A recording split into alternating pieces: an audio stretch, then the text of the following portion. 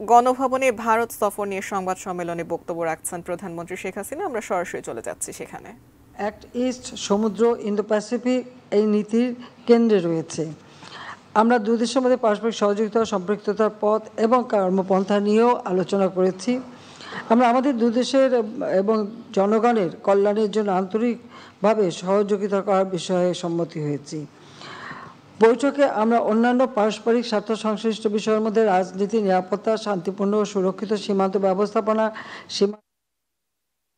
বাণিজ্য সংযোগ, অভিন্ন নদী টেকসই ব্যবস্থাপনা ও পানি বন্টন, জ্বালানি ও শক্তি এবং আঞ্চলিক ও বহুপাক্ষিক সহযোগিতার বিষয়ে আলোচনা করা হয়। আমি ভারতের প্রধানমন্ত্রী শ্রী নরেন্দ্র মোদীকে তার সুবিধাজনক সময়ে বাংলাদেশে সফরের জন্য আমন্ত্রণ জানিয়েছি।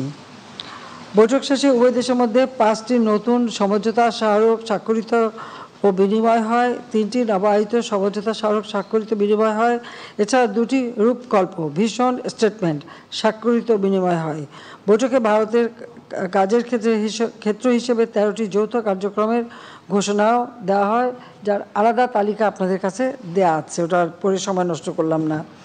গুরুত্বপূর্ণ দিকসমূহ হচ্ছে উভয় দেশের শান্তিপূর্ণ সমৃদ্ধ ভবিষ্যৎ নিশ্চিতকরণে একটি রূপকল্প ঘোষণা, ভিশন স্টেটমেন্ট গ্রহণ করেছে। পাশাপাশি ডিজিটাল অংশীদারিত্ব, ডিজিটাল পার্টনারশিপ এবং টেকসই ভবিষ্যতের জন্য সবুজ অংশীদারিত্ব, green partnership for sustainable future বিষয়ক 2টি সমন্বিত রূপকল্পকে সামনে রেখে কাজ করতে আমরা দুপক্ষই সম্মত হয়েছি। রেল যোগাযোগ, সামুদ্রিক সহযোগিতা, সুনীল অর্থনীতি, তথ্য প্রযুক্তি খাতে সহযোগিতা, স্যাটেলাইট ও সামরিক শিক্ষা সহযোগিতা বিষয়ে 5টি সমঝোতা স্মারক স্বাক্ষর হয়েছে। রেল যোগাযোগ সমঝোতা স্মারকের মাধ্যমে বাংলাদেশের সঙ্গে ভারতের বিভিন্ন শহর সহ নেপাল ও ভুটানের সঙ্গে যাত্রী ও পণ্যবাহী রেলের যোগাযোগ স্থাপিত হবে। স্বাস্থ্য ও ঔষধ খাতে সহযোগিতা, দুর্যোগ মোকাবেলা, সহনশীলতা, প্রশমন এবং মৎস্য ক্ষেত্রে সহযোগিতার জন্য 3টি সমঝোতা স্মারক নবায়ন করা হয়েছে। এছাড়া এই সফরে দুই দেশের মধ্যে গৃহীত কিছু কার্যক্রমের ঘোষণা প্রদান করা হয়, যেমন গঙ্গা নদীর পানি বন্টন চুক্তি নবায়ন ও বাংলাদেশের তিস্তা নদীর ব্যবস্থাপনা ও পানি সংরক্ষণের প্রকল্পে ভারতের সহায়তার ব্যাপারে আমরা আলোচনা করেছি। তবে এর সঙ্গে দীর্ঘদিন ধরে নিষ্পত্তি না হওয়া তিস্তা পানি ভাগাভাগি কোনো সম্পর্ক না, আমরা গোটা আমাদের যে তিস্তা প্রজেক্ট, সেই তিস্তা প্রজেক্টটাই আমরা ভারতের সহযোগিতায় করব এবং সে বিষয়ে আমরা আশ্বাস পেয়েছি। বাংলাদেশ থেকে ভারতের চিকিৎসার জন্য যাওয়া রোগীদের ক্ষেত্রে ভিসা চালু এবং রংপুরে ভারতের একটি নতুন সহকারী হাই কমিশন প্রতিষ্ঠা করা, এতে করে মুমূর্ষু রোগীদের ভিসা আগের চেয়ে দ্রুত পরীক্ষা করানো যাবে এবং স্বল্প সময়ের মধ্যে ভ্রমণ করা সম্ভব হবে। রাজশাহী ও কলকাতার মধ্যে নতুন ট্রেন সার্ভিস, চট্টগ্রাম ও কলকাতার মধ্যে নতুন বাস পরিষেবা চালু, গেদে, দর্শনা ও হলদিবাড়ি, চিলহাটির মধ্যে দলগাঁও পর্যন্ত পণ্যবাহী ট্রেন পরিষেবা চালু। এতে করে দুই দেশের মধ্যে যোগাযোগ ও অর্থনৈতিক কর্মকাণ্ড আরও বৃদ্ধি পাবে। মূল কথাটা হলো 1965 সালে পাকিস্তান ভারত যুদ্ধের পর যে সমস্ত জায়গাগুলি বন্ধ ছিল, রেল যোগাযোগ, সড়ক যোগাযোগ এবং নৌপথ যোগাযোগ, সেগুলি আবার আমরা পুনরায় চালু করে দিচ্ছি, যাতে আমাদের ব্যবসা বাণিজ্যের জন্য নতুন দুয়ার খুলে যায়। অনুদান সহায়তা আওতায় সিরাজগঞ্জে ইনল্যান্ড কন্টেইনার ডিপো আইসিডি নির্মাণ, ভারতীয় গ্রিডের মাধ্যমে নেপাল থেকে বাংলাদেশের 40 মেগাওয়াট বিদ্যুৎ আমদানি, যার মধ্যে আঞ্চলিক বিদ্যুৎ সহযোগিতা আরও বৃদ্ধি পাবে। এটা শুধু নেপাল না, ভবিষ্যতে ভুটানের সঙ্গেও হবে, সেটাও আমাদের সঙ্গে এমনি আলোচনা হয়েছে। মুক্তিযোদ্ধা প্রকল্পের আওতায় চিকিৎসা প্রত্যাশী রোগীদের জন্য খরচ সর্বোচ্চ সীমা 8 লাখ টাকা করা এবং বাংলাদেশের পুলিশ কর্মকর্তাদের জন্য প্রশিক্ষণ চালু। ইউপিআই এর ব্যবহার শুরু করার উদ্দেশ্যে দুই দেশ বাংলাদেশে রুপি কার্ড ও ভারতের টাকা পে কার্ড চালু। সমঝোতা স্মারক বিনিময় শেষে আমি এবং ভারতের প্রধানমন্ত্রী যৌথ সংবাদ সম্মেলনে বক্তব্য রাখি। পরে আমার সফরসঙ্গীদের সম্মানে আয়োজিত মধ্যাহ্নভোজে অংশ নিই। দিল্লি ছাড়ার আগে অপরাহ্নে আমি ভারতের রাষ্ট্রপতি শ্রীমতী দ্রৌপদী মুর্মু এবং উপরাষ্ট্রপতি শ্রী জগদীশ ধানখারের সঙ্গে সৌজন্য সাক্ষাৎ করি। ভারতের মহামান্য রাষ্ট্রপতি ও উপরাষ্ট্রপতির সঙ্গে সাক্ষাৎকালে আমরা দুদেশের বন্ধুত্ব এবং সহযোগিতাপূর্ণ সম্পর্কের উপর গুরুত্ব আরোপ করি। তারা বিগত 15 বছরে বাংলাদেশের অভূতপূর্ব আর্থসামাজিক উন্নয়ন ও স্থিতিশীলতার ভূয়সী প্রশংসা করেন এবং আমি দুজনকেই বাংলাদেশে সফর করার জন্য আমি আমন্ত্রণ জানিয়ে এসেছি। বাংলাদেশ ভারত সম্পর্ক বিগত 15 বছর একটি অনন্য উচ্চতায় উন্নীত হয়েছে, যার সুফল দুই দেশের জনগণ আজ ভোগ করছে। বিশেষ করে 2023 সালে দুই দেশের সম্পর্কে নতুন মাত্রা যুক্ত হয়েছে। গত বছর আমি এবং ভারতের প্রধানমন্ত্রী যৌথভাবে যোগাযোগ ও বিদ্যুৎ খাতে 4টি প্রকল্পের উদ্বোধন করেছি। বাংলাদেশ ভারত যৌথভাবে বাংলাদেশের জাতিপিতা বঙ্গবন্ধু শেখ মুজিবুর রহমানের বায়োপিক মুজিব একটি জাতির উপকার এই চলচ্চিত্র নির্মাণ করেছে। দক্ষিণ এশিয়ার একমাত্র দেশ হিসেবে আমি ভারতের আমন্ত্রণে G20 সম্মেলনে যোগদান করেছি। বাংলাদেশ এবং ভারত দুদেশেই নতুন সরকার গঠনের পর এই সফর আবার অনুষ্ঠিত হলো। এই সফরকালে ভারতের নেতৃত্বের সঙ্গে আলোচনার মূল বিষয়বস্তু ছিল নবনির্বাচিত দুটি সরকার কিভাবে সহযোগিতামূলক সম্পর্ককে আরও এগিয়ে নিয়ে যেতে পারে সেই বিষয়ে একটা রূপকল্প প্রণয়ন করা। যেহেতু নতুন সরকার গঠনের মাধ্যমে ঢাকা ও দিল্লি নতুনভাবে পথ চলা শুরু করেছে, এর ধারাবাহিকতায় রূপকল্প 2041, ভিশন 2041 এবং স্মার্ট বাংলাদেশ প্রতিষ্ঠা এবং ভারতের বিকশিত ভারত 2047, বিকশিত ভারত 2047 নিশ্চিত করার জন্য ভবিষ্যৎ কর্মপন্থা নির্ধারণ করার ব্যাপারে আমরা আলোচনা করেছি। এই সফর সংক্ষিপ্ত কিন্তু অত্যন্ত ফলপ্রসূ। আমি মনে করি ভারত ও বাংলাদেশের মধ্যে বিদ্যমান চমৎকার সম্পর্ককে আরও সুদৃঢ় করার ক্ষেত্রে এই সফর সুদূর প্রসারী ভূমিকা রাখবে। সেই সাথে আমি বিজেপির নেতা আদবানি সাহেব যখন ওই প্রথম ওই সফরে যাই, মানে যখন আমি শপথ গ্রহণ অনুষ্ঠানে যোগ দিতে যাই, সেই সময় আমি আদবানি সাহেবের বাসায় যাই, তাকে আমি দেখে আসি, কারণ আমি পূর্ব থেকে তার পরিচিত ছিলেন। আবার মিসেস সোনিয়া গান্ধী এবং তার ছেলে মেয়ে রাহুল এবং প্রিয়াঙ্কা আমার সঙ্গে দেখা করে। এবার আমি প্রণব মুখার্জির পরিবার, তার 3 ছেলে মেয়ে, তারা এসেছিল আমার সঙ্গে, তারা দেখা করে যায়। মানে পুরনো কিছু বন্ধুদের সঙ্গে দেখা করার একটা সুযোগও সেই সাথে হয়েছে। তো আমি মনে করি সব দিক থেকেই, যদিও খুব সংক্ষিপ্ত, আমার হাতেও সময় বেশি নেই, আমার পার্লামেন্ট চলছে, বাজেট সেশন, কাজে অল্প সময়ের মধ্যে আমরা যা আলাপ আলোচনা করেছি তাতে আমি মনে করি যে আমাদের দুই দেশের সম্পর্ক আরও সুদৃঢ় হবে। আর বিশেষ করে আমাদের উভয় দেশের মানুষ আর্থসামাজিক উন্নয়নের ক্ষেত্রে আরও নতুন দ্বার উন্মোচিত হবে। তো সবাইকে আমি ধন্যবাদ জানাচ্ছি। আমার মনে হয় আপনাদের তো প্রশ্ন করার জন্য উসখুস করছে, যে দেখতেই পাচ্ছি, তো সেই জন্য আপনাদেরকে আমি আমন্ত্রণ জানাই। সবাইকে ধন্যবাদ। জয় বাংলা, জয় বঙ্গবন্ধু, বাংলাদেশ চিরজীবী হোক। মাননীয় প্রধানমন্ত্রী, আপনাকেও ধন্যবাদ। এখন আমি প্রশ্নের জন্য আহ্বান করছি। কে বলবেন? মাননীয় প্রধানমন্ত্রী আসসালামু আলাইকুম। মাননীয় প্রধানমন্ত্রী আসসালামু আলাইকুম। আমি শামীমা আক্তার, স্পেশাল করেসপন্ডেন্ট, দেশ টিভি। মাননীয় প্রধানমন্ত্রী, শুরুতেই আমি আপনাকে অভিনন্দন জানাচ্ছি। আজকে 25শে জুন পদ্মা সেতু উদ্বোধনের 2য় বর্ষপূর্তি হচ্ছে। আপনার চ্যালেঞ্জে জাতি পদ্মা সেতুর যে সুফল পাচ্ছে সেটি কেবল বলার অপেক্ষা রাখে না। আমরা বেশ সারা জাতির কাছে একটি জিনিস শুনেছি, যে আপনার যে সুদূর প্রসারী চিন্তা এবং আপনার যে নিজের নেওয়া যে চ্যালেঞ্জ আপনি করতে পেরেছেন, এজন্য আপনাকে ধন্যবাদ জানাচ্ছি। মাননীয় প্রধানমন্ত্রী, ভারত বাংলাদেশের অকৃত্রিম বন্ধু 71-এ, সেই প্রমাণ তারা রেখেছে, আমরা তা দেখেছি। বঙ্গবন্ধুর হাত ধরে যে স্বাধীনতা এসেছে, সেই স্বাধীনতায় ভারত আমাদের পাশে ছিল। আপনি গত 15 দিনে 2বার সফরে গিয়েছেন ভারতে। নরেন্দ্র মোদী 3য় মেয়াদে ক্ষমতায় আসবেন বলে আপনাকে আমন্ত্রণ জানিয়েছিলেন শপথে। বোঝা যায় যে আমাদের বন্ধুত্ব অটুট আছে। এরপর আপনি গিয়েছেন এবং আমরা সবাই জানি বাংলাদেশের মানুষের রেল হচ্ছে আবেগের জায়গা। বাংলাদেশ স্বাধীনতার আগেও বিভিন্ন সীমান্ত দিয়ে রেল যোগাযোগ ছিল, আবারও রেলের একটি চুক্তি হয়েছে এবং এই নিয়ে সোশ্যাল মিডিয়ায় ব্যাপকভাবে সমালোচনা হচ্ছে। আপনি যদি এই কানেক্টিভিটির ফলে বাংলাদেশ কিভাবে সুফল পাবে সেই বিষয়টি একটু পরিষ্কারভাবে বলতেন, তাহলে আমরা ধন্যবাদ। চালু হতে সমালোচনা হচ্ছে কেন? সোশ্যাল মিডিয়ায় মানুষ সমালোচনা করছে যে এই করিডোরের কথা বলছে এবং সবসময় বলে যে ভারতকে বাংলাদেশ বিক্রি করার একটি ষড়যন্ত্র চলে।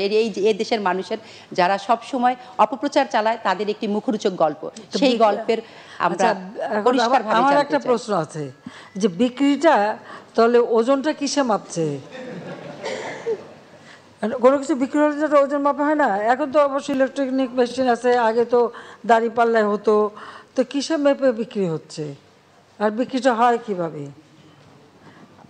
বাংলাদেশ স্বাধীন দেশ, মুক্তিযুদ্ধ করে আমরা স্বাধীনতা অর্জন করেছি, এবং যারা এই সমালোচনা করে তাদের জানা উচিত সারা পৃথিবীতে একটি মাত্র মিত্র শক্তি যারা মুক্তিযুদ্ধের সময় আমাদের মুক্তিযোদ্ধাদের সাথে কাঁধে কাঁধ মিলিয়ে নিজেদের রক্ত ঢেলে দিয়ে এই দেশ স্বাধীন করে দিয়েছে। আমাদের সমস্ত মুক্তিযোদ্ধারা সেখানে ট্রেনিং পেয়েছে।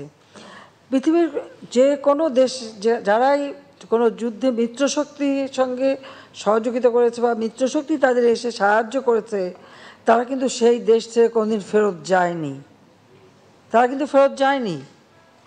এখনও জাপানে আমেরিকার সৈন্য, জার্মানিতে রাশিয়ান সৈন্য সহ এরকম পৃথিবীর বিভিন্ন দেশ দেখলে সে দৃষ্টান্ত পাওয়া যাবে। এখানে ভারত কিন্তু ব্যতিক্রম।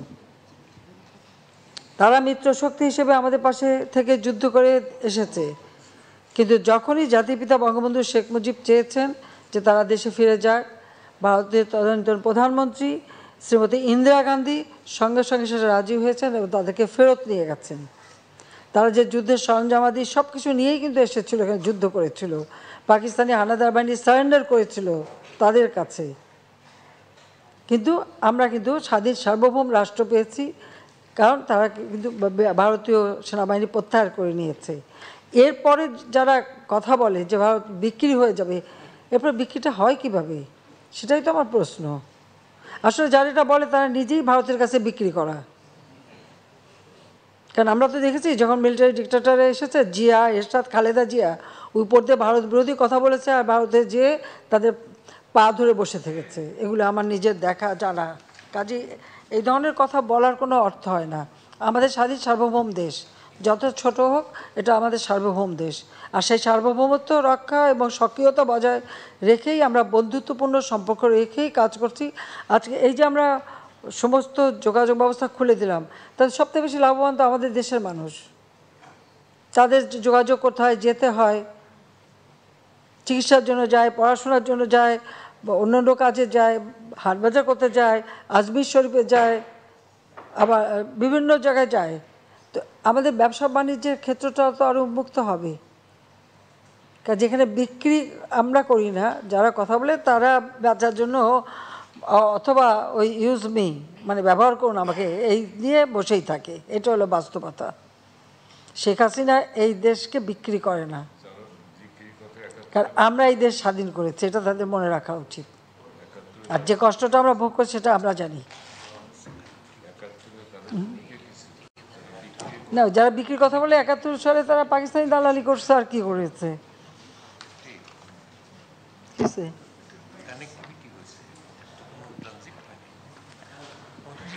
না না, একটা দেশের মধ্যে হয়তো ট্রানজিট দিলেই বা ক্ষতিটা কি? আর রেল যেগুলি বন্ধ ছিল আমরা সেগুলি আস্তে আস্তে খুলে দিচ্ছি। তাতে আমাদের ব্যবসা বাণিজ্যে সহজ হচ্ছে, আমাদের ওই অঞ্চলের মানুষগুলি উপকৃত হচ্ছে, তাদের উৎপাদিত পণ্য বাজারজাত করার সুযোগ হচ্ছে, বা যে সমস্ত জিনিস আমাদের দেশে আনা সেগুলি আনার সুযোগ হচ্ছে। অর্থনীতিতে এটা বিরাট অবদান রেখে যাচ্ছে।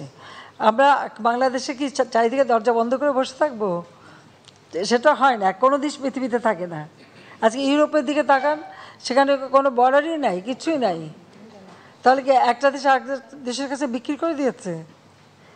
একসময় নোম্যান্স ল্যান্ড ছিল। আমরা যখন ইউরোপ সফর করতে দেখেছি, সব এক জায়গায় গাড়ি থেকে নামতে হয়েছে, পায়ে হেঁটে যেয়ে আবার মানে কাস্টম চেকিং করে আবার পায়ে হেঁটে উঠতে হয়েছে। এখন কিন্তু সেসব কিচ্ছু নাই, হ্যাঁ সব ঠিক আছে। কিন্তু প্রত্যেকটা দেশ সফরেন দেশ, স্বাধীন দেশ, কেউ কাউকে তো বিক্রি করেনি। তা আমরা সাউথ এশিয়াতে কেন এই বাধা দিয়ে রাখবো? কারণ আমাদের দেশের মানুষগুলির কথা চিন্তা করতে হবে, কারণ আমাদের মানুষের ভাগ্য পরিবর্তন করাটাই আমাদের সব থেকে বেশি প্রয়োজন। ধন্যবাদ। আর কি? মাননীয় প্রধানমন্ত্রী, আমি মেয়েরা এগিয়ে আছে। আমি ফারহানা ইয়াসমিন জুথি, ডিবিসি নিউজে কাজ করি। আপনার কাছে আমার প্রশ্ন, স্বাস্থ্য খাতে এবং চিকিৎসা খাতে, ঔষধ শিল্পে আমাদের ভারতের সাথে যে চুক্তি নবায়ন হয়েছে, সেখানে বাংলাদেশের মানুষ কি ধরনের আরও সুবিধা পেতে পারে, বা দাম কমবে কিনা, আমরা কম খরচে আমাদের দেশের মানুষ চিকিৎসা সেবা পাবে কিনা? আমাদের ওষুধ শিল্পে অনেক কাঁচামাল, অনেক কিছু আনতে হয় ওখান থেকে। আর কিছু কিছু যে ওষুধ আছে যেটা আমরা এখনও উৎপাদন করি না, কিন্তু করতে পারছি না। যদিও আমাদের ফার্মাসিউটিক্যাল বা আমাদের ঔষধ শিল্প অনেক উন্নত এবং আমরা পৃথিবীর বিভিন্ন দেশে সেটা রপ্তানিও করি, প্রায় 100-150 দেশে আমরা রপ্তানি করি। এরপরে কিছু কিছু বিশেষ ওষুধ থাকে যেটা হয়তো আমাদের দেশে এখন সেভাবে হয়, মানে ইন্ডাস্ট্রি গড়ে ওঠেনি। তো সেই ক্ষেত্রে আমাদের দেশের মানুষ লাভবান হবে। আর আমাদের তো অনেকেই চিকিৎসা নিতে চলে যান, বা ভারতে অনেকেই চিকিৎসা নিতে যান, সেজন্য ভিসা সহজ করা সেটাও আমরা করে দিয়েছি।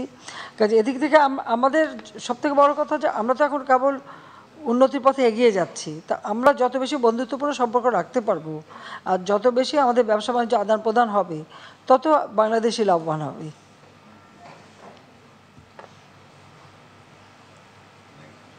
সবাই আজকে চুপচাপ, হ্যাঁ, কিছু বলার নাই।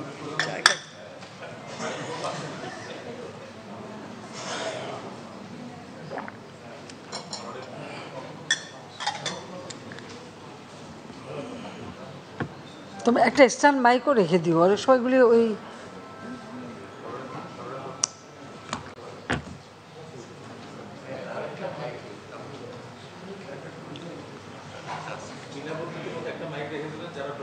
হ্যাঁ, আসলে চাইনিজ পদ্ধতি। মাননীয় প্রধানমন্ত্রী, আপনাকে ধন্যবাদ। প্রথমে একটা অভিনন্দন জানাই আপনাকে। আপনি এই উপমহাদেশের সবচেয়ে বড় গণতান্ত্রিক রাজনৈতিক দলের সভাপতি হিসেবে তার 75তম বার্ষিকী পালন করলেন। এই উপমহাদেশে আমি বলি যে কিছু দল আছে যেগুলি মানে জীবিত, আর যেগুলি আছে প্রাণে বেঁচে আছে। প্রাণে বেঁচে আসা অনেক দল আছে, কিন্তু আপনার দলটি জীবিত দল। তারা বিরোধী দলের ভূমিকা রাখে, সরকারি ভূমিকা রাখে, এবং একটি রাজনৈতিক দলের নেতৃত্বে একটি দেশ স্বাধীন হয়। আপনি আপনার জীবনে এইরকম একটি দলের প্লাটিনাম জুবিলিতে সব নেতৃত্ব দিলেন। এই দলের প্রতিষ্ঠাতাদের অন্যতম, এবং যার নেতৃত্বে বাংলাদেশ স্বাধীনতা পেল, সেই জাতির জনকের জন্মশতবার্ষিকী পালন করলেন, বা সেই বাংলাদেশের সুবর্ণ জয়ন্তী পালন করলেন। একজন নেতার জীবনে একসঙ্গে এতগুলি ঘটনা, রজত জয়ন্তী, সুবর্ণ জয়ন্তী পালন করেছি, দলের এই যে সুবর্ণ জয়ন্তী দল, এটা দুঃখিত।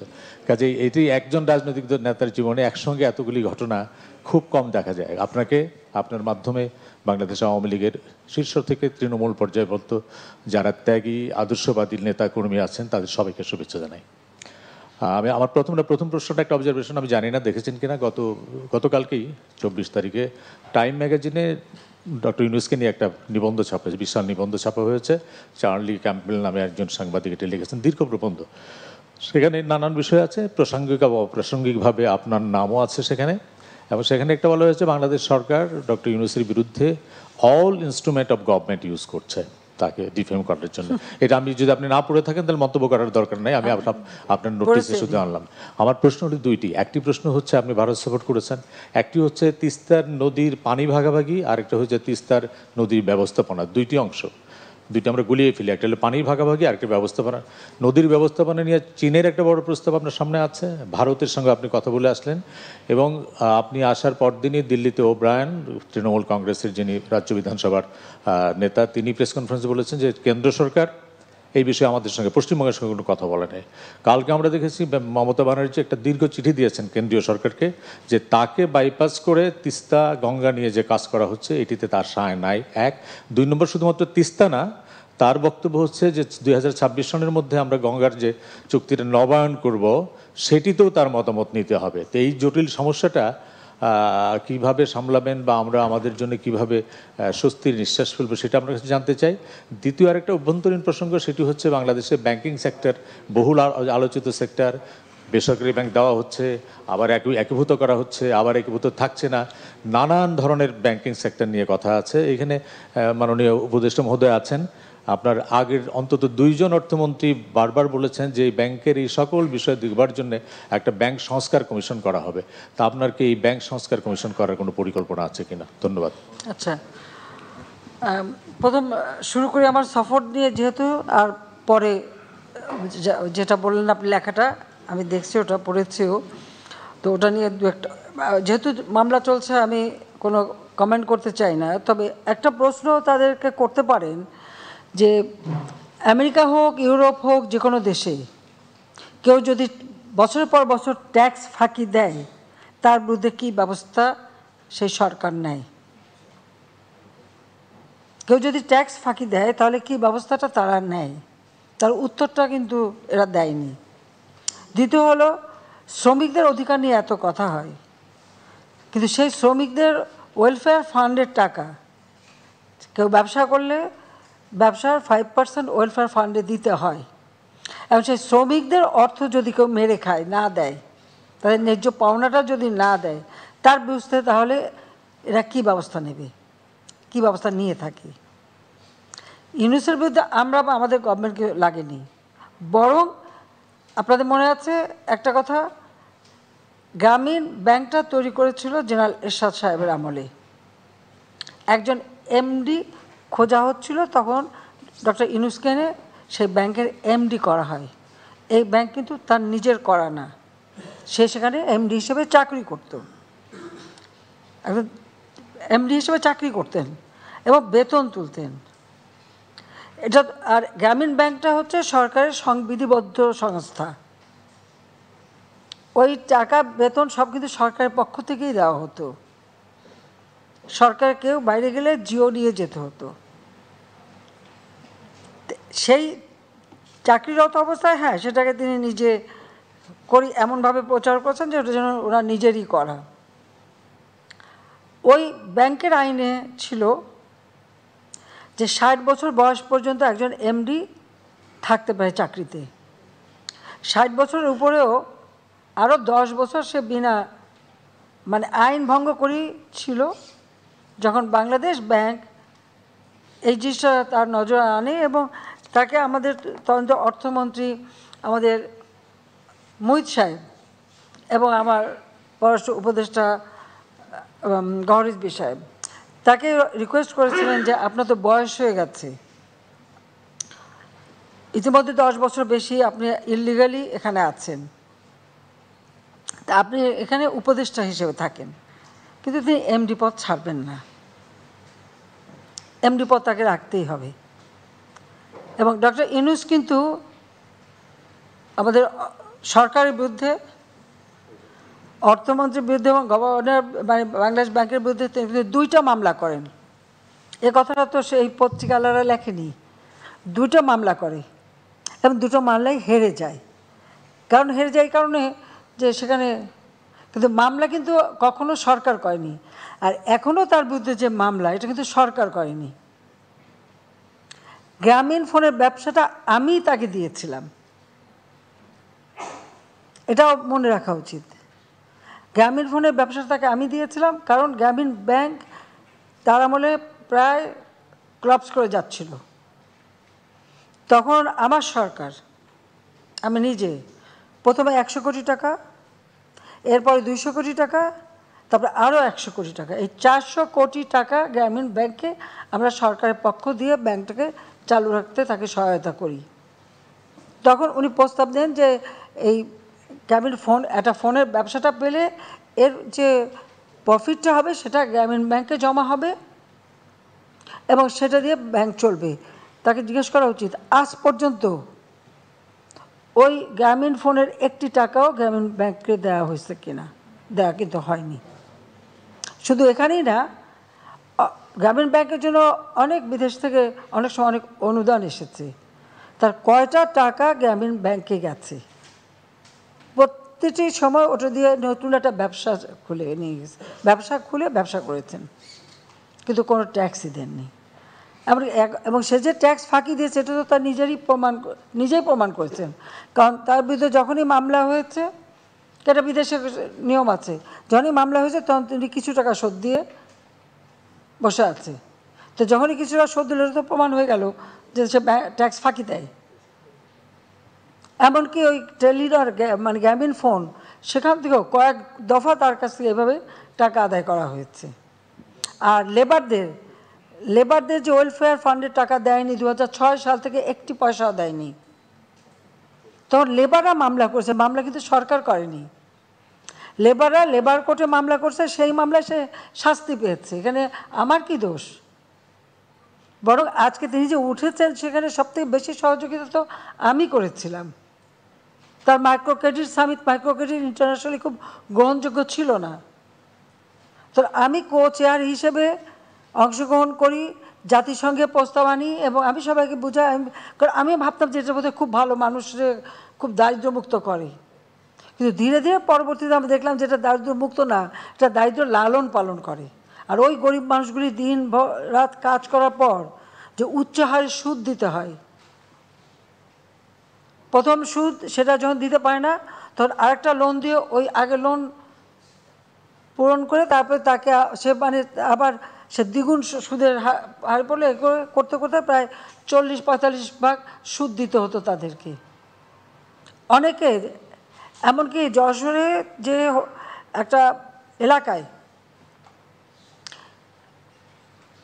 হিলারি ক্লিন্টনকে নিয়ে যে সমস্ত পরিবারকে মাইক্রো ক্রেডিট দিয়েছিল, সে পরিবারগুলি কোথায় এখন? খোঁজ করেন। জমি জমা সব বেচে দিয়ে ওখান থেকে তারা পালিয়ে যেতে বাধ্য হয়, অনেকে আত্মহত্যা করেছে এই সুদের চাপে। আমি তাকে টাকা দিয়ে বলছিলাম যে এত সুদ না নিয়ে তারা যেন একটু সহনশীল করে দেয় মানুষকে, যে মানুষ সত্যিকার যেন দারিদ্র থেকে উঠে আসতে পারে। এতই যদি করে থাকে যে দারিদ্র বিমোচন হলো না কেন বাংলাদেশে? দারিদ্র বিমোচন করলাম তো আমি। আজকে 41.6 থেকে নামিয়ে আমি 18.7 নামিয়ে এনেছি এই মাত্র এই 15 বছরে। সে ক্রেডিটও নেয়, সেটাও কেউ কোনো কোনো এরকম আপনার আন্তর্জাতিক সংস্থা লিখে ফেলে এটা ওই গ্রামীণ ব্যাংক ব্র্যাক অমক সমক করে ফেলেছে। তো আমার প্রশ্ন যে আওয়ামী লীগ শেখ হাসিনা ক্ষমতা আসার আগে কত দারিদ্র্যের হার ছিল, আর শেখ হাসিনা আসার পরে কত কমেছে সেটা একটু হিসাব করে বলুক না। মাথাপিছু আয় কত ছিল, এখন কত বেড়েছে? গৃহহীন ভূমিহীন মানুষের সংখ্যা কত ছিল আর এখন কত কমেছে সেটা লিখুক। আবার লিখেছে ওখানে কি নোবেল প্রাইজের জন্য নাকি তার সাথে আমার সাথে কারো দ্বন্দ্ব নেই, আর আমি জীবনেও নোবেল প্রাইজের জন্য আমার কোনো আকাঙ্ক্ষাও নাই, কারণ আমার লবিস্ট রাখার মতো টাকাও নেই, পয়সাও নেই, আর আমি কখনো ওটা চাইনি। হ্যাঁ, পার্বত্য চাপ শান্তি চুক্তি হওয়ার পরে শুধু আমার দেশ না, দেশে বিদেশে অনেক নোবেল আমার জন্য লিখেছে। আমি তো কখনো তদবির করতে যাইনি, কারোর কাছে বলতেও যাইনি। আমি তো কী পেলাম না পেলে ওটা আমি কখনো, ওগুলো আমার মাথার মধ্যেও নেই। এখন শান্তি, এখন যিনি অর্থনীতি নিয়ে কাজ করলেন ব্যাংকের একজন এমডি, সে যখন একটা নোবেল প্রাইজ পায় তার সাথে আমি কন্টেস্ট করতে যাব কেন? পার্বত্য চট্টগ্রাম শান্তি চুক্তি আমি করেছি। পৃথিবীতে যত শান্তি চুক্তি হয়েছে খুঁজে বের করেন, শান্তি চুক্তি হয়েছে কয়েকটা অস্ত্রধারী আত্মসমর্পণ করেছে। আমি পার্বত্য চট্টগ্রামে শুধু শান্তি চুক্তি করিনি, 1800 জন তাদের অস্ত্রধারী ক্যাডার, তারা আমার কাছে অস্ত্র সারেন্ডার করেছে। আমি তাদের সকলকে সামাজিকভাবে আর্থিকভাবে পুনর্বাসন করেছি। 64,000 শরণার্থী ছিল ভারতে, আমি সকলকে ফিরিয়ে এনেছি, তাদেরকে আমি প্রতিষ্ঠিত করেছি। পার্বত্য চট্টগ্রামে শান্তির সাথে প্রতিষ্ঠা করার ফলে আজকে সেখানে ব্যাপক উন্নয়ন হয়েছে। এর আগে কী অবস্থা ছিল? শেখ হাসিনা ক্ষমতা আসার আগে পার্বত্য চট্টগ্রামে কতজন যেতে পারতেন? তো এখানে যদি কেউ বিদেশে যদি আমার নামে প্রস্তাব দেয়, আমরা তো ছুটে যাইনি তাদের কাছে।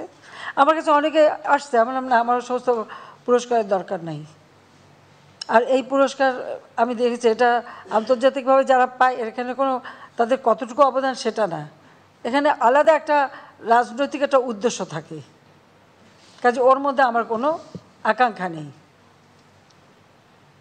আর বলে দিল যে ওটা নিয়ে নাকি আমি ওনাকে মানে জেলাসি বা ওনার উপরে মামলা করছে তার লেবাররা, এবং প্রত্যেক এলাকায় লেবাররা যখন তাদের দাবি পেশ করেছে, দাবি পেশ করার সাথে সাথে তাদের প্রমোশন চেয়েছে, তাদেরকে স্যাক করে দিয়েছে, সবাই মামলা করেছে।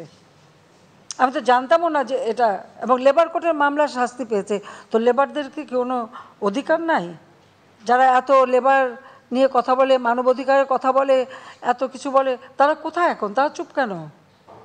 তারা কি এই লেবারদের পাশে এসে দাঁড়িয়েছে? দাঁড়ায়নি।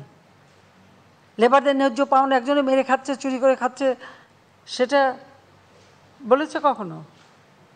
আর আমেরিকা থেকে শুরু করে ইউরোপ, ইংল্যান্ড, কেউ যদি ট্যাক্স ফাঁকি দেয় সাথে সাথে তাকে অ্যারেস্ট করবে, তার সমস্ত সম্পত্তি বাজেয়াপ্ত করে বিক্রি করে দেবে, এটাই তাদের নিয়ম। তো সেটা দেখে না কেন যে যিনি সমানে ট্যাক্স ফাঁকি দিয়ে যাচ্ছেন, আর প্রতিবার তার উপরে মামলা দিয়ে তার কাছে আদায় করতে হচ্ছে। যারা লিখেছেন তারা এই অনুসন্ধানটা একটু করুক। এবং আরও অনেক বিষয় আছে, আমি সব বলতে চাই না, আমি এটা বলতেও চাইনি কখনো। পলিটিক্যাল পার্টি করতে গেছিল সেটাও লিখেছে। যখন সেই 2007 সাল তখন রাজনৈতিক দল করতে গেল, তাহলে ব্যর্থ হলো কেন? রাজনৈতিক দল করতে পারলো না কেন? সে যদি গ্রামের মানুষকে এত কিছু দিয়ে থাকে তো সেই মানুষগুলো তো তার জন্য ঝাঁপিয়ে আসবে, আসবে না? আসেনি কেন? কারণ সুদের চাপে তারা মৃতপ্রায় ছিল, অস্বস্তিকর, তারা সেই জন্য তাকে কেউ সাড়া দেয়নি, সেখানে সে ব্যর্থ হয়েছে। তা সে দায়িত্ব কি আমার? আমি তো তখন জেলে। আমাকে অ্যারেস্ট করার পরে তিনি তো কেয়ারটেকার সরকার এবং প্রেসিডেন্টকে AA+ দিয়ে আসছে। আমার বিরুদ্ধে একটার পর একটা মামলা। আমি তো বলছি, আমি যখন বিদেশে আমার বিরুদ্ধে খুনের মামলা দেওয়া হয়েছিল, যখন আমি শুনছি আমার বিরুদ্ধে মামলা, ওয়ারেন্ট, আমি বলছি আমি এখনই দেশে ফিরে যাব, এবং আমি মামলা মোকদ্দমা, তখন আমাকে দেশে আসতে দেবে না। আমি তো জোর করে এসেছি। আমার সাথে তো এই তুলনা করা যায় না। তিনি একটা ব্যবসায়ী, যে তার কথা বেঁচে খায়। এখন আরেকটা প্রশ্ন আমার, আমি কখনো কিছু বলিনি এ পর্যন্ত, এই যে বিদেশে বিদেশে এত বিনিয়োগ করে বেরিয়েছে, টাকাটা কোত্থেকে আসছে? কার টাকা? কিভাবে কামাই করেছে এই টাকাটা? এটা বিনিয়োগ কীভাবে হলো? সে প্রশ্নটা কি কেউ করেছে কখনো? কাদের টাকা? সে জবাবটা দিক। একটা সরকারি চাকরি, মানে একটা সংবিধিবদ্ধ সংস্থায় চাকরি করার অত অবস্থায় সে বাইরে বিদেশে ব্যবসা করে, আমাদের আইন কি বলে? তারপর তাকে সবাই মিলেই মানে আমরা তুলেছি, এটা ঠিক। তা এখন সব কিছু দোষ আমার, কারণ আজকে সব থেকে বেশি যাকে আমি দিলাম তার গ্রামীণ ব্যাংক যখন অচল হয়ে গেছে, সম্পূর্ণ গ্রামীণ ব্যাংক শেষ হয়ে যাচ্ছে, সেই 96, 97 সাল, 98, 79 সাল, ওই 98, 79 সেই সময়, 89 মানে কত, 99 সাল, এই 98, 99 সাল যখন আমার বন্যা, 3 মাস ধরে বন্যাতে আমরা সেই পর্যদস্ত অবস্থা, কিভাবে মানুষকে বাঁচাবো সেই সে ব্যস্ত। সেই সময় গ্রামীণ ব্যাংক বসে যায়, তখন যদি 400 কোটি টাকা দিয়ে ব্যাংক আমি রক্ষা করে দিয়েছি, এটুকু কৃতজ্ঞতা তো মানুষের থাকা দরকার। আর তাকে যে টেলিনরের সাথে পার্টনারশিপে যে ব্যবসাটা আমি দিলাম, ফোনে আমাকে বললো গ্রামের মেয়েদেরকে ফোন দেবে, সেই ফোন দিয়ে মেয়েরা অর্থ উপার্জন করবে। কয়টা আমি অর্থ উপার্জন করতে পেরেছি? নিজের ফোন দিয়ে বিল ক্লিন্টনের সবাই মহিলাদের এনে বসিয়েছে, যা শিখেছে তাই তারা বলে দিয়ে বলছে, স্যার কই, স্যারের ফোনটা ফেরত দিতে হবে। তা আমি জিজ্ঞেস করলাম যে আপনি যে বলে এটা আপনার ফোন, আমি ফোন কোথা থেকে পাবো? আমেরিকান অ্যাম্বাসিতে অনুষ্ঠান হয়েছিল, যারা অনেক সাংবাদিক যারা ছিলেন নিশ্চয়ই মনে থাকার কথা। এই তো জিনিস, তো এই জিনিস আমি আর কি বলবো। আর সব থেকে বেশি যে করে তার বিরুদ্ধে এখন উনি গিবাদ গিয়ে বেড়াচ্ছেন। ওনার সঙ্গে ওনাকে আমার জেলাসি করার কী আছে? সে আসুক না, মাঠে আসুক, চলুক আমার সাথে, আমেরিকার ডিবেট হয় না, চলুক না, আসুক, কথা বলবো। সব থেকে বেশি আজকে আর্থিক সুবিধা থেকে সব কিছু পেয়েছে তো আমার হাত থেকে। ওয়াশিংটনে তার মাইক্রো ক্রেডিটে কেউ অংশগ্রহণ করে না। আমি গেছি যেখানে হিলারি ক্লিন্টন এসছে, কুইন সোফি এসছে, হ্যাঁ, আমরা তাকে খুবই প্রমোট করেছি, এটা ঠিক। এখন তার কথাটা হচ্ছে উপকারীরা বাগে খাক, যাতে উপকারটা স্বীকার করতে না হয়, এটাই তো বাস্তবতা। যা এখন ওনার পয়সা আছে, উনি লেখাচ্ছেন। এই যে কতজন নোবেল লয়েড সহ তাদের যে বিবৃতিটা, এই বিবৃতিটা কি বিবৃতি? এটা তো বিজ্ঞাপন।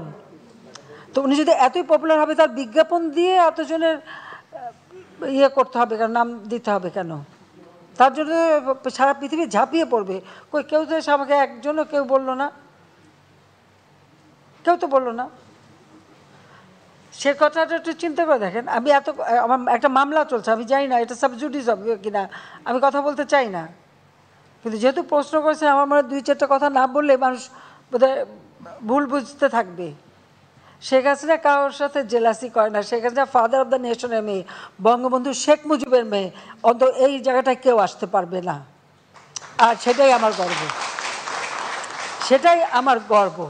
প্রধানমন্ত্রী এটা তো একটা সাময়িক ব্যাপার, কিন্তু আমি তো বঙ্গবন্ধু শেখ মুজিবের মেয়ে। আমি দেশও বেচি না, দেশের স্বার্থ বেচি না। আমি সবসময় দেশের স্বার্থ রক্ষা করেই চলি। তার জন্য অনেকবার ক্ষমতা আসতেও পারিনি, আমার কিচ্ছু আসে যায় না। আমার দেশের স্বাধীনতার সার্বভৌমত্ব রক্ষা, আমার দেশের মানুষের মাথা যেন উঁচু থাকে, আমার সবসময় সেটাই কাজ। আমি এর কাছে ধর্ণা দিয়ে বেড়াই না, কারণ এখন জায়গায় জায়গায় দুয়ারে, হ্যাঁ এখন যে হচ্ছে মামলা সাজাপ্রাপ্ত আসামি, সে তাই সাজাপ্রাপ্ত আসামির পক্ষে এত কথা লেখে কীভাবে? ওই সাংবাদিককে জিজ্ঞেস করেন। সে যে কনভিক্টেড, এবং সেটাও লেবার কোর্টে, সরকারি কোর্ট না, লেবার কোর্টে।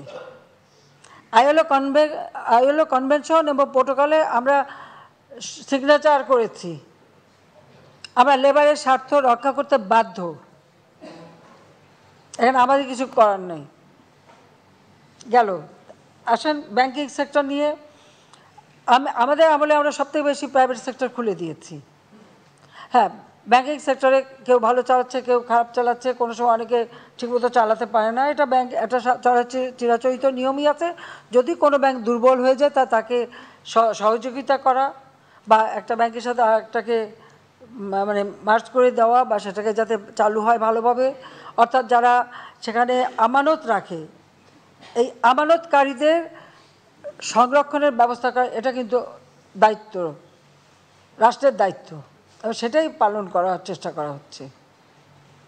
তারপরেও কিছু মানুষ তো লোভী হয়ে যায়, টাকা পয়সার লোভ এত বেড়ে যায় যে দেশ থেকে বিদেশে রাখতে যে তারপরে শেষে দেশ ছেড়েই ভাগতে হয়। যে সেই অর্থ বানিয়ে লাভটা কী হলো? এতই অর্থ বানিয়ে ফেললো যে শেষে আর দেশেই থাকা যায় না, তাহলে লাভ হয় কি? এটা তো মানুষ চিন্তা করে না আসলে। এটা হচ্ছে নেশার মতো পেয়ে যায়, বোধ হয় নেশার মতো পেয়ে যায়, সেটা হলো বাস্তব কথা। তো তবুও আমি একটু বলবো যে যেখানে যেটুকু সমস্যা আছে সেগুলি সমাধানের জন্য আমরা ব্যবস্থা করছি, তার জন্য আমরা আইনও করেছি, এবং এবারে বাজেটও তো আমরা দিয়েছি। ধন্যবাদ অনেক। আসলে কি আর কিছু আছে না? ও তিস্তা, না তিস্তা আমরা প্রজেক্ট নিয়েছি। তিস্তা প্রজেক্ট, তিস্তা পুরো নদীটাকে ড্রেজিং করা, পাড় বাঁধানো, পানি সংরক্ষণ, এই সমস্ত বিষয় সেটা নিয়ে আলোচনা হয়েছে। এবং তিস্তা এবং গঙ্গার জন্য আমার বিশেষ করে গঙ্গা চুক্তি 2026-এ ওই চুক্তির মেয়াদ শেষ হবে। তবে এটা যদি নবায়ন নাও হয়, চুক্তি কিন্তু অব্যাহত থাকবে। তবে এখানে যেহেতু চুক্তির মেয়াদটা শেষ হবে, 30 বছর মেয়াদি চুক্তি আমরা করেছিলাম, তো এটা প্রধানমন্ত্রী নরেন্দ্র মোদী বলেছেন, এবং আমরা এটাই হচ্ছে যে একটা টেকনিক্যাল গ্রুপ করা হবে। যে যেটা মমতা ব্যানার্জি বলেছেন, হ্যাঁ ওটা ওনার খুব, যে ওনার সঙ্গে আলোচনা করেনি, উনি তো ছিলেন না দিল্লিতে। আমি নিজেই তো যোগাযোগ করার চেষ্টা করছি, উনি তখন ছিলেন না। থাকলে নিশ্চয়ই ওনাকে নিয়ে আমরা আলোচনা করতাম, অন্তত আমি করতাম। আর আগে যে ফোন নাম্বারটা ছিল, ওনার একটা মোবাইল ফোন নাম্বার ছিল। আমি অনেক ইলেকশনে উনি যখন জিতছেন তখনও চেষ্টা করেছি, পরে শুনলাম যে এখন আর মোবাইল ফোন ব্যবহার করেন না। যাই হোক, আমার কথা হচ্ছে যে কাউকে বাদ দেওয়া হবে না। আর এখানে টেকনিক্যাল গ্রুপ আসবে, কথা বলবে, আলোচনা করবে, তারপরে সমঝোতা হবে। আর মমতা ব্যানার্জির যে চিঠি, সেটা তো উনি লিখেছেন ওনার দেশের প্রধানমন্ত্রীকে। এটা তো তাদের আভ্যন্তরীণ ব্যাপার, এখানে আমার তো কিছু বলার নাই। এটা সম্পূর্ণ ভারতের আভ্যন্তরীণ ব্যাপার। এ ব্যাপারে আমার তো নাক গলানোর কোনো দরকারও নাই, কিছু বলার দরকার নেই।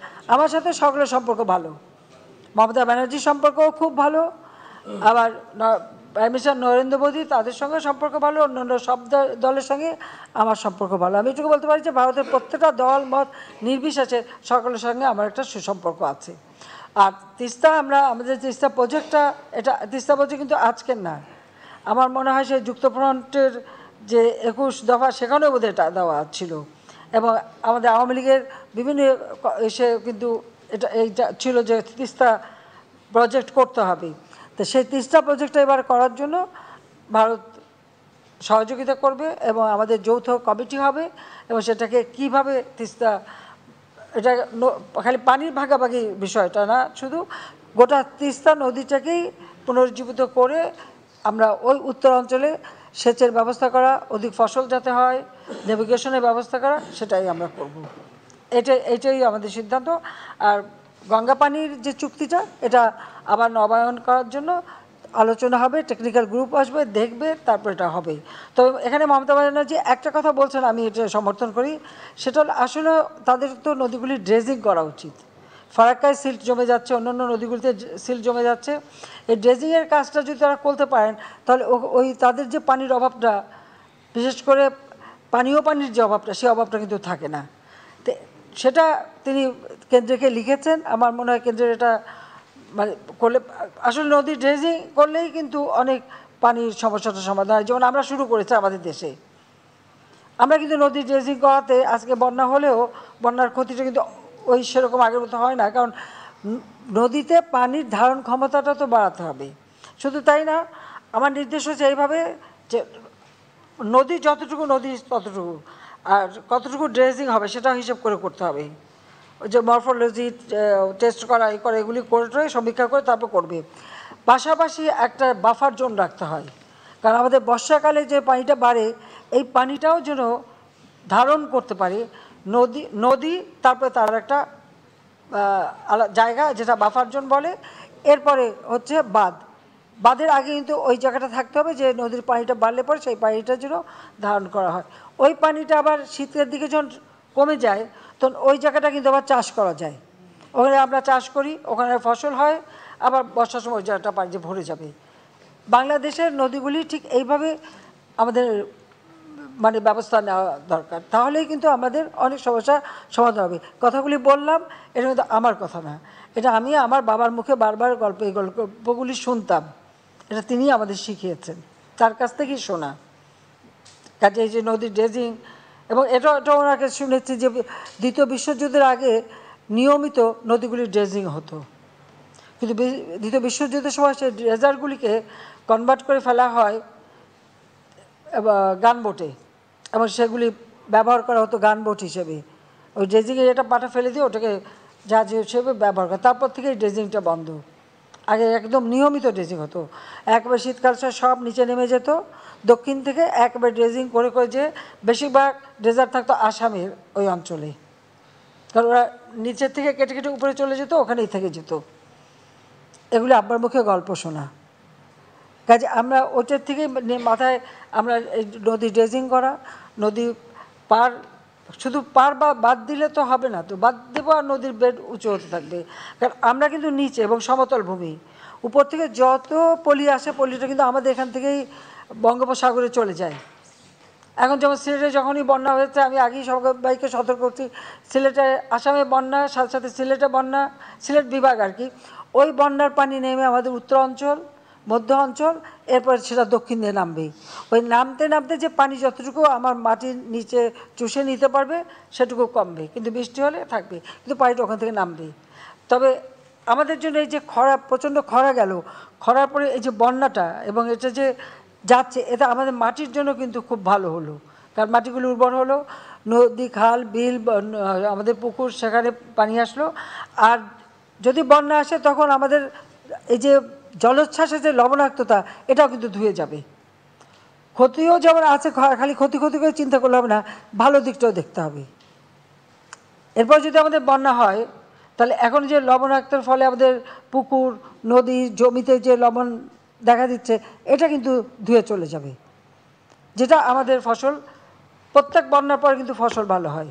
এটা কিন্তু সকলের মনে রাখা উচিত। কৃষিবিদ একজন আছে, তো এই গেল। আর আছে কিছু? ধন্যবাদ। আসসালামু আলাইকুম মাননীয় প্রধানমন্ত্রী, আমার নামে আমি ডেলি থানা কাজ করি। আমার প্রশ্ন হচ্ছে, এদেশে অনেক মানুষ, বিশেষ করে মহিলা, ভারতের বিভিন্ন জেলে মানবেতর জীবনযাপন করছে। কিছু টেকনিক্যাল কারণে তাদেরকে এদেশে ফেরত আনা যাচ্ছে না বা আনা হয় না, আসতে পারছে না। সেখানে পররাষ্ট্র মন্ত্রণালয় এবং অর্থ মন্ত্রণালয়েরও একটু হিসেব নিকেশ আছে। সেটা হচ্ছে বাংলাদেশ হাই কমিশন দিল্লিতে লেবারদের ওয়েলফেয়ারের জন্য বা বিশেষ কোনো ফান্ড নাই, যার কারণে জেলে যারা আছে, জেল এক্সপায়ার হওয়ার পর মানবেত অবস্থা আছে, ভারত দিতে চাচ্ছে, আমরা আনতে পারছি না অনেক সময় টাকার অভাবে। সামান্য একটা ফান্ড যদি বাংলাদেশ হাই কমিশনকে প্রোভাইড করা হয়, তাহলে ওই যে সমস্ত লোকজন ওখানে পড়ে আছে বিভিন্ন জেলে, পার্টিকুলারলি পুনে, বোম্বে, হায়দ্রাবাদ, বেঙ্গালোর, অনেক দূরে দূরে ইন্ডিয়াতে হাজার হাজার মহিলা ম্যাক্সিমাম। তো এই লোকগুলোকে আনার জন্যে কয়েক হাজার, আপনারা না জানে বললেন, আমি বাংলাদেশ হাই কমিশন আমি ছিলাম, আপনি তো ছিলেন। হ্যাঁ, ওখানে আছে, মানবত জীবনযাপন করছে, অনেকে এসে আবার অনেকে যায়। এই হিউম্যান ট্রাফিকিংয়ের ইনভলভমেন্ট এটা, সেটা কোনো ব্যবস্থা করা যায় কিনা, একটা বিশেষ বরাদ্দ দিলে সামান্য না। আমি একটা কথা বলি, আমাদের কিন্তু ওখানে এটা টাকার কোনো বিষয় না, আমাদের প্রবাসী কল্যাণ মন্ত্রণালয় থেকে কিন্তু এসব ক্ষেত্রে টাকা ব্যয় করা হয়। কিন্তু যেটা সমস্যা হচ্ছে এর মধ্যে অনেক জায়গায়, যেমন একবার শিশু পাচার, আমরা কিছু শিশু উদ্ধার করে নিয়ে আসি, আর এরকম মহিলা যদি কেউ পাচার হয়ে যায়, এমনকি এরকম একটা ঘটনা আছে যে স্বামী বিক্রি করে দিচ্ছে বউকে, আর তার জায়গাটা হয়ে গেছে পতিতালয়ে। তো সেখান থেকেও কিন্তু আমরা উদ্ধার করে নিয়ে আসছি, যখন আমরা যেটা খবর পাই আমরা কিন্তু উদ্ধার করে নিয়ে আসি। তো আজকে আপনি যেটা বলেন হাজার হাজার, আমি এ পর্যন্ত এটা কিন্তু আমরা কখনো শুনি নাই যে হাজার হাজার বিভিন্ন জায়গা আছে, ঠিক আছে বলছেন যখন। হ্যাঁ, আমরা খোঁজ নেবো, আমি খোঁজ নেবো, এটা আমরা খোঁজ নিতে পারবো, খোঁজ নিলে আমরা নিয়ে আসবো, এটা কোনো ব্যাপার না, আমরা তো ওই জন্য টাকা খরচ করি। এমনকি এবারে কোভিডের সময় যারা বাইরে আটকা পড়েছিল, কাজ পাচ্ছিল না, তাদেরকে এক জায়গায় যখন কোয়ারেন্টাইনে রাখা হয়, আমাদের প্রবাসী কল্যাণে ব্যাংকের থেকে আমরা কিন্তু তাদেরকে টাকা দিয়ে আর্থিক সহায়তাও দিয়েছি। কাজে এটা আমরা দেখবো ওইখানে আপনার কাছে, ঠিক আছে, যদি থাকে আমাকে জানাবেন। যে এটা এই যে বৈদেশিক কল্যাণ মন্ত্রণালয় যেটা করে, এটা লেবার ওরিয়েন্টেড কান্ট্রিতে ওই ফান্ডটা আছে। আপনার ফান্ডে কোনো সমস্যাই নাই, নিয়মিত যখনই আমরা খবর পাচ্ছি সাথে সাথে তাদের কিন্তু ফেরত আনা হচ্ছে, নিয়মিত আনা হচ্ছে। ইন্ডিয়া থেকে আনা হয় না, বিভিন্ন এনজিও কাজ করছে সেখানে। আমাদের পররাষ্ট্র মন্ত্রণালয়, আমি জানি না ঠিক এনজিও যদি কাজ করে আমাকে জানান, আমাকে একটু ডিটেল দেন। জি, যেখানে যেখানে আছে আমরা কিন্তু নিয়ে আসি। প্রবাসী কল্যাণ মন্ত্রণালয় থেকেও যেমন দেওয়া হয়, আর আমাদের পররাষ্ট্র মন্ত্রণালয় কাজ করেই যাচ্ছে। আর একটা ছোট্ট প্রশ্ন, আমার কথা, আমার মনে হয় আপনি একটা কাজ করেন, কোথায় কতজন, যদি আপনার কাছে তথ্য থাকে তালিকাটা দেন, আমি নিয়ে আসবো, কোনো অসুবিধা নেই। জি, আর একটা ছোট্ট প্রশ্ন, এটা হলো, হ্যাঁ বলেন। ভারতের বিশেষ করে আগরতলা এবং এই বর্ডারিং এরিয়াতে মুক্তিযুদ্ধে অনেকগুলো স্মৃতিচিহ্ন আছে, যেগুলো ঠিকমতো ইয়ারমার্ক করা হচ্ছে না, ঠিকমতো যত্ন করা হচ্ছে না, ঠিকমতো সংস্কার করা হচ্ছে না। এই ব্যাপারে যদি একটু নজর দেন। ঠিক আছে, এটা আমরা দেখবো। জি, ধন্যবাদ। হ্যাঁ,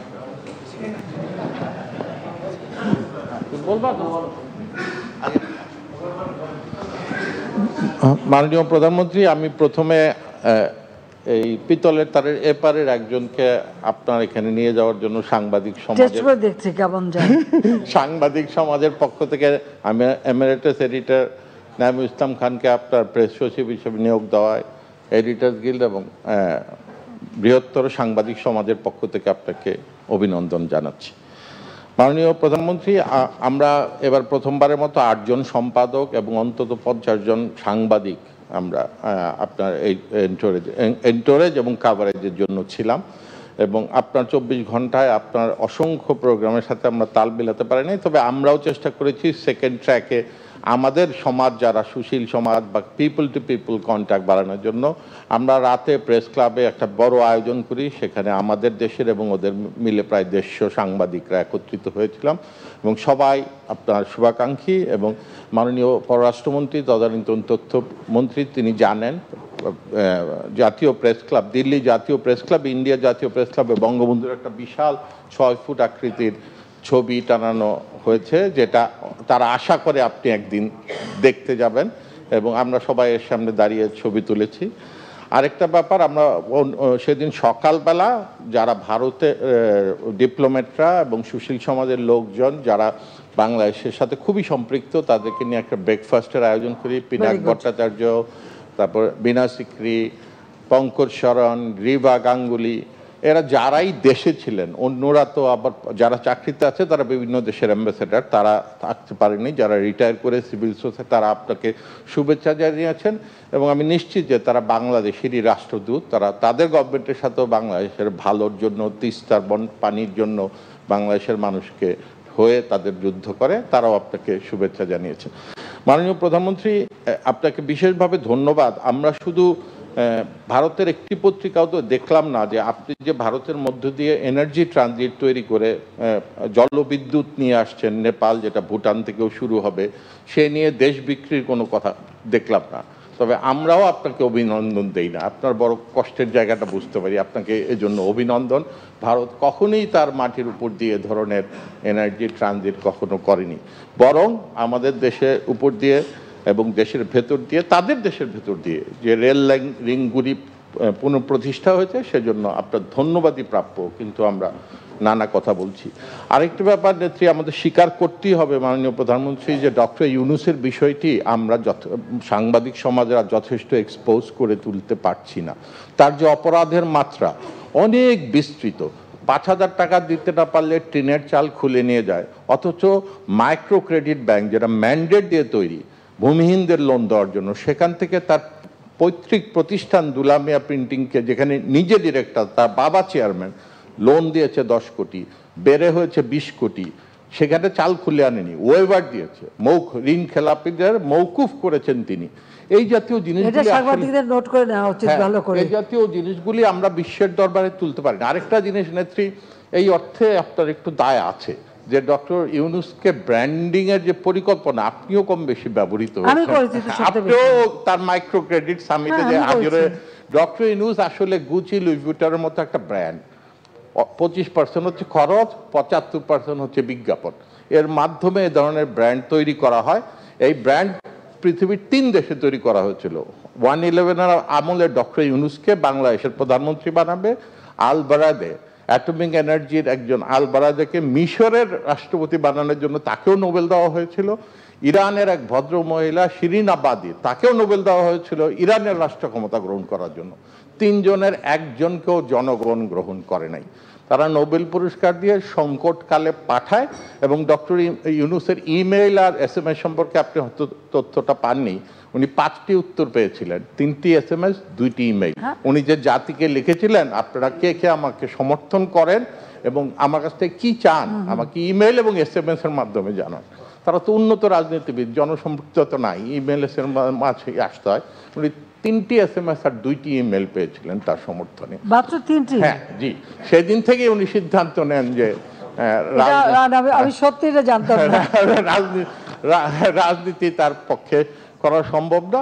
এইটুকুই আপনাকে জানা। আর আরেকটা ব্যাপার নেত্রী, আপনার যে পানি নিয়ে যে চিন্তা, বঙ্গবন্ধুর যে চিন্তা, আপনি এই চিন্তাটা ভারতের মাঝেও সঞ্চালিত করেন। এটা বিচ্ছিন্নভাবে তিস্তা, গঙ্গা এগুলি নিয়ে হবে না। বেসিন ভিত্তিক সামগ্রিক আপস্ট্রিমে পানি জমিয়ে রাখা, ড্রেজিং এবং ইরিগেশন সব মিলে ইন্টিগ্রেটেড চিন্তা ভাবনা যেটা আপনার মধ্যে আছে। ভারত যে কারিগরি দল পাঠাবে আপনি তাদেরকে এইটাই বলেন এবং তাহলে সব সমস্যা একবারেই সমাধান হবে। আপনাকে অসংখ্য ধন্যবাদ। আসলে গ্রামীণ ফোনের মাধ্যমে তো মেসেজ দিতে বলেছে, যেখানে কিন্তু আরেকটা জিনিস ছিল, এটা আপনারা ভুলে গেছেন, যেটা আমার মনে হলো আপনার কথা শুনে। ওই গ্রামীণ ফোনে মেসেজটা দিলে গ্রামীণ ফোনের একটু ইনকাম হবে, সে ব্যবসাটার দিকেও নিশ্চয়ই নজর ছিল। তা আমি এটা জানতাম যে মাত্র 3টে SMS আর 2টা ইমেল। আমি তো তখন অবশ্য জেলে বন্দি, আমার তো জানারও সুযোগ ছিল না, তখন আমি কারাগারে বন্দী ছিলাম। মাননীয় প্রধানমন্ত্রী, আসসালামু আলাইকুম।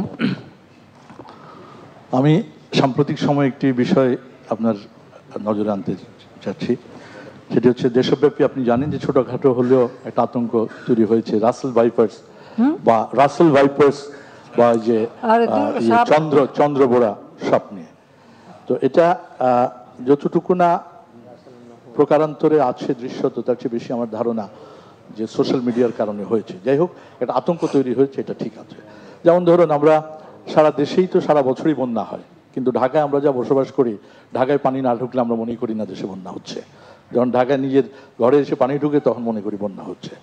তো রাসেল ভাইপার ছড়াচ্ছে, কারণ বছরখানেক আগে যখন একবার একটা দুটো পাওয়া যেত, এখন প্রায়শই পাওয়া যায়। তো এটা প্রকৃতির একটা ভারসাম্যহীনতা আমার কাছে তো নিশ্চয়ই মনে হয়। এবং হঠাৎ করে এটা বাড়লো কেন, এটা একটি কথা। আমি যেটা আপনার দৃষ্টি আকর্ষণ করছি, যেমন আমি আমার ব্যক্তিগতভাবে বলি, গত 1 মাস যাবত আমি কিন্তু কোনো শুটিংয়ে যাচ্ছি না, কারণ আমার কাজই হচ্ছে মাঠে, ময়দানে, পানিতে। ভয় লাগে, সাপ ভয় কে না করে, সবাই সাপকে ভয় করে। এবং কৃষকও কিন্তু একটু ফসল কাটতে যেতে ঠিক সায় পায় না, খুব স্বাভাবিকভাবে ভয় পায়। তো এই বিষয়টি আপনি একটু দেখবেন, কারণ আপনার মন্ত্রণালয়গুলো সবাই বক্তব্য রেখেছে, কিন্তু এটাকে একেবারে এভাবে ছেড়ে দেওয়াটা আমার মনে হয় ঠিক না। একটু কি করবেন কি না, সচেতনতা তৈরি করাটাই তো এখানে প্রধান। অবশ্যই সচেতনতা তৈরি করাটা এখানে প্রধান, কারণ শুনে এটা তো পরিবেশের ভারসাম্য রক্ষার জন্যই জীবজন্তু, তাই না? অবশ্যই মেরে ফেলছে, এটা তো ঠিক না। এটা আর কিছু না, যারা চলে তারা একটু সতর্ক হয়ে চলতে হবে। আর আমি একটা জিনিসে বিশ্বাস করি, সেটা হলো জীবজন্তু, পশু, সাপ যাই বলেন, এরা কিন্তু খামাখা কোনোদিন কোনো মানুষকে আক্রমণ করে না, যদি না তারা ভীত হয়ে যায় বা আক্রান্ত হবার ভয় থাকে। তাছাড়া তারা কিন্তু কোনোদিন কারো ক্ষতি করে না, এটা আমার নিজের দৃঢ় বিশ্বাস, এবং এটা আমি নিজেও দেখেছি। আমরা তো যখন মাছ ধরতে বসি, কতদিন দেখি সাপ যাচ্ছে। আমি যেখানে বসতাম তার নিচেই একটা পুকুর, ওর মধ্যে বেশ ভালো মুখ বের করে এত বড় একটা সাপ, কোনদিন আমাদের কাটেনি। তো ভয় করলে মানুষকেই ভয় করতে হয়, জীবজন্তু সাপকে না।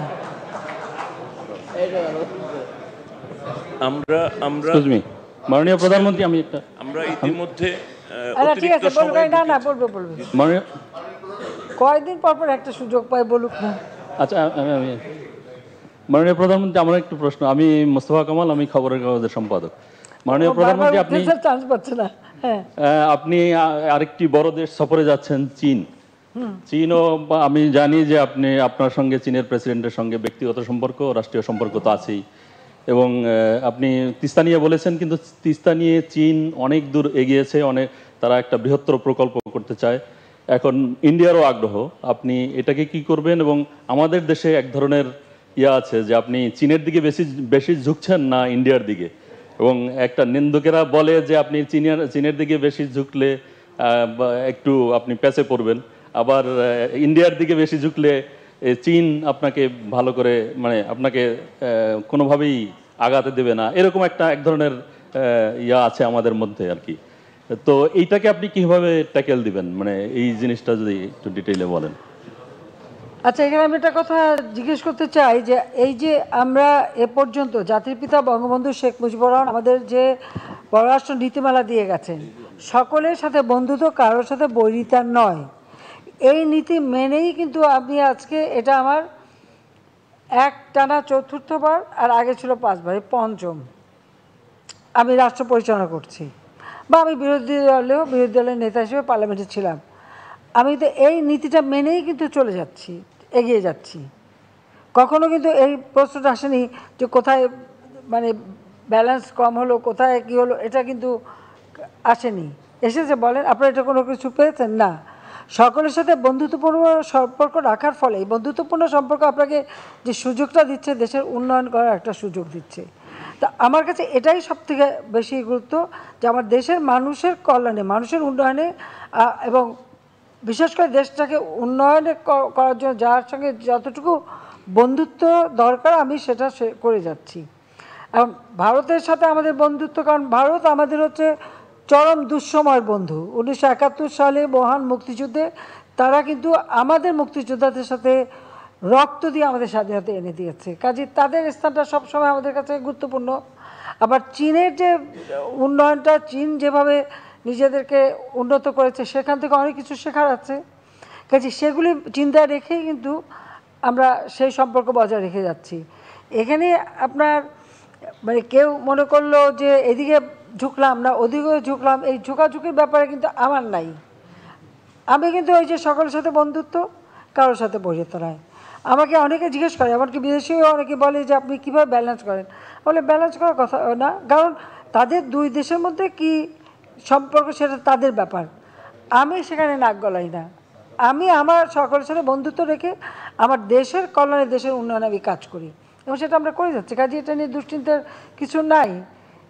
আমি আপনাদের বলে দিচ্ছি, কোনো দুশ্চিন্তা নাই। ভারতে আমি গিয়েছি, সেখানে আমাদের সাথে এতগুলি প্রায় 10টার মতো এমইউ এবং সমঝোতা স্মারক এবং রিনিউ আমরা করলাম।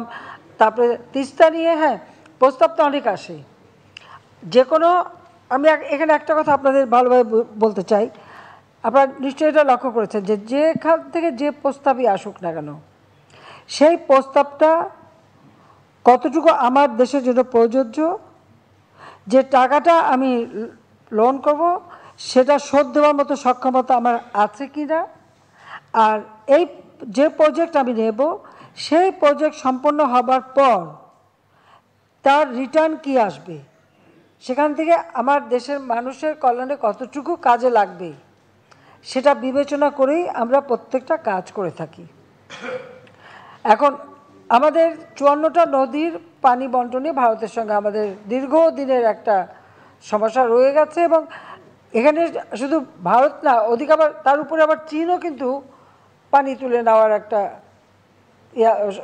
ঘটনা আছে। এ ধরনের কিছু, যেহেতু আমাদের মানে হিমালয় রেঞ্জের যে নদীগুলি চলে আসে, এই নদীগুলি নিয়েই কিন্তু নানা ধরনের দ্বন্দ্বও আছে, সমস্যাও আছে, আবার সমাধানের পথও আছে। সেই ক্ষেত্রে আমরা মনে করি যে যেহেতু তিস্তা পানি নিয়ে আমরা বারবার দাবি করছি, তো তিস্তা প্রজেক্ট আমরা যেটা নিয়েছি, এই প্রজেক্টটা যদি আমরা করি, আমাদেরকে চীন তারাও এই প্রস্তাব দিয়েছে, ভারতও প্রস্তাব দিয়েছে, অবশ্যই আমি এটা বিবেচনা করব কোন প্রস্তাবটা করলে পরে আমার দেশের মানুষের কল্যাণে আসবে, আমি সেটাই গ্রহণ করব। কোন প্রস্তাবটা নিলে আমার মানে লোন কতটুকু নিলাম, কতটুকু আমাকে শোধ দিতে হবে, দিতে কতটুকু পাবো, এসব কিছু বিবেচনা করেই তো আমাদের করতে হবে। সেক্ষেত্রে ভারত যখন বলেছে তারা করতে চায় এবং তারা টেকনিক্যাল গ্রুপ পাঠাবে, অবশ্যই তারা আসবে, আমরা যৌথভাবে সেটা দেখব। চীনও একটা ফিজিবিলিটি স্টাডি করেছে, ভারতও একটা করবে, করে আমরা আমাদের কাছে যেটা সবথেকে বেশি গ্রহণযোগ্য, লাভজনক, আমরা সেটাই করব।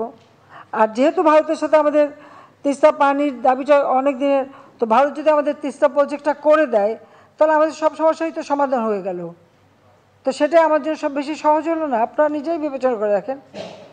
কাজে ভারত যখন এগিয়ে আসছে, আমরা এটাই মনে করি যে ভারতের সাথে যদি আমরা এই তিস্তা প্রজেক্টটা করি, সেটা আমার দেশের এই পানি নিয়ে আর প্রত্যেকদিন প্যাঁ করতে হবে না, আমরা সেই সুবিধাটা পাবো। কাজে এখানে আমি তো কোনো সমস্যা দেখি না। আমার ভারতে প্রাইম মিনিস্টার মোদী যখন আমাকে দাওয়াত দিলেন তার শপথ অনুষ্ঠানে যেতে, আমরা গেলাম। তারপরে তিনি রাষ্ট্রীয় সফরে দাওয়াত দিলেন, আমি রাষ্ট্রীয় সফরও করে আসলাম। চীন আমাকে দাওয়াত দিয়েছে, আমি চীনে যাব, আমি যাব না কেন? আমার বাংলাদেশ সভরেন দেশ, আমি সবার সাথে বন্ধুত্ব নিয়ে চলবো। কার কি ঝগড়া সেটা তাদের সাথে থাকে, আমার না। আমার দেশের মানুষের কতটুকু উন্নতি করতে পারি সেটাই আমার কাজ। এইবার অনেকক্ষণ পরে চান্স পেয়েছে, বলো। মাননীয় প্রধানমন্ত্রী, আমার নাম রাহুল রাহা, আমি নিউজ 24 টেলিভিশনে কাজ করি। আপনাকে একটা গানের লাইন মনে পড়লো বলে মাইক্রোফোনটা ধরলাম। আচ্ছা, গুড। 96 সালে আপনি নির্বাচনের আগে একটা প্রচারণা চলছিল বাংলাদেশ বিক্রি হয়ে যাবে, তখন আমাদের বড় ভাই লুৎফর রহমান রিটন একটা কবিতা লিখেছিলেন যে ইদানিং শোনা যাচ্ছে বাংলাদেশকে কারা নাকি ভাই বিক্রি করতে চাচ্ছে।